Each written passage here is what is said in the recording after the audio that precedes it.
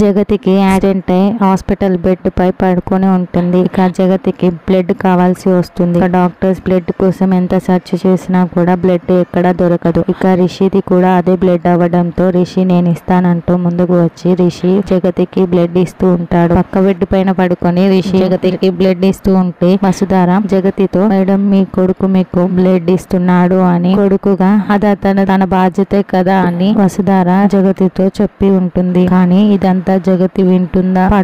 కానీ ఇదంతా జగతి వినదు. పడుకొని కళ్ళు మూసుకొని ఉంటుంది. ఇంకా స్పృహలోకి రాకపోవడంతో ఇదంతా జగతికి వినిపించదు. రిషి ఏమో జగతి కోసం అల్లాడిపోతూ చూస్తూ ఉంటాడు. ఇక రిషి బ్లడ్ ఇవ్వడం అయిపోయిన తర్వాత జగతి దగ్గరికి వచ్చి జగతిని చూసి అక్కడి నుంచి వెళ్ళిపోబోతూ ఉంటే రిషి చెయ్యి జగతి చేతికి తగిలి జగతి రిషి స్పర్శని గుర్తుపట్టి రిషి చేతిని పట్టుకుంటుంది. వెంటనే రిషి షాకింగ్ గా ఆగిపోతాడు. రిషి మళ్ళీ వెనక్కి తిరిగి జగతిని చూసి తన చేతిని జగతి పట్టుకున్న విషయాన్ని చూస్తూ ఉంటాడు.